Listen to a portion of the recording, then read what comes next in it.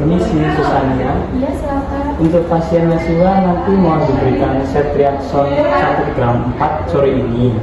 Sebelum memberikan obat, mohon dilakukan verifikasi terlebih dahulu. Baik, saya tinggal dulu ya.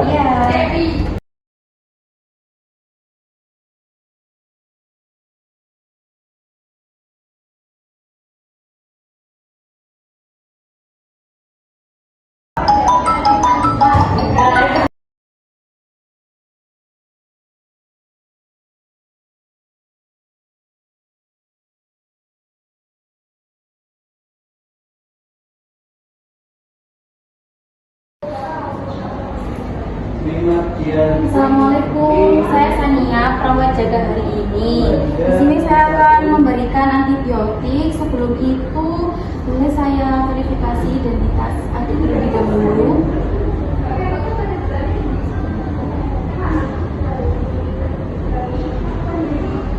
Apakah adik punya alergi obat?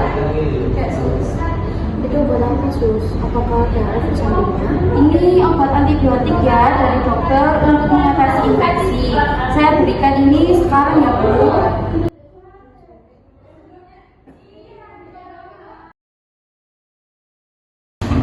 Sus, tolong anak saya kejang-kejang. Iya baik, saya akan segera ke sana ya. Iya sus. Iya. Yuk. Sus, ini kok saya panas gatal dan agak susah ya. Baik adik tarik nafas terlebih dahulu ya. Saya sambil periksa terlebih dahulu ya dek.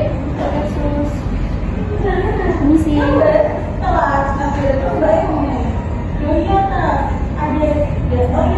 Tolong sus, kenapa reaksi anak saya seperti ini?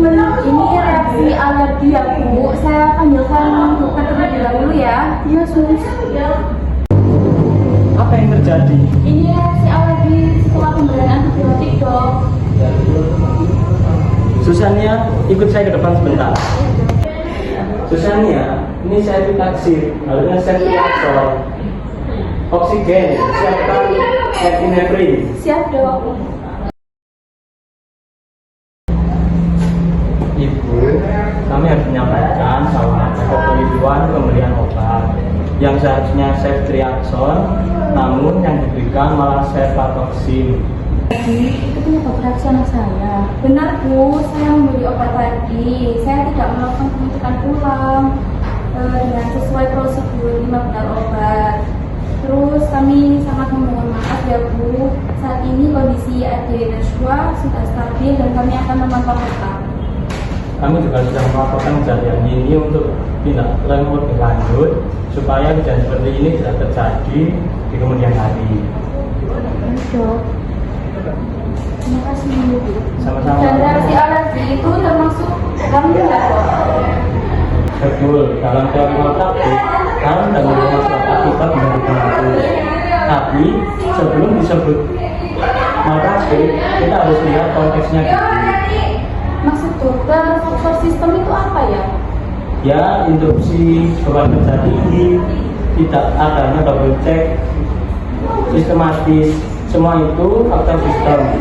Dalam just culture, kesalahan tidak otomatis menjadi malpraktik individu. Jadi saya tetap bertanggung jawab secara etik, tetapi tidak langsung disalahkan secara hukum ya. Tanggung jawab tetap ada, mengambil kesalahan, melaporkan, dan memperbaiki secara hukum. Dokumentasi yang lengkap dan transparansi adalah perlindungan sekaligus kewajiban. Susania, apakah kejadian ini dicatat secara resmi? Tentu Bu, itu sudah menjadi kewajiban etik dalam hukum keperawatan. Semua kejadiannya berdampak pada keselamatan pasien itu wajib kami dokumentasikan. Baik, kami ini semuanya sesuai dengan sus. Benar Bu, itu untuk perlindungan hak pasien dan juga bagian dari upaya perbaikan layanan. Assalamualaikum Ade, bagaimana kondisi Ade pada saat ini?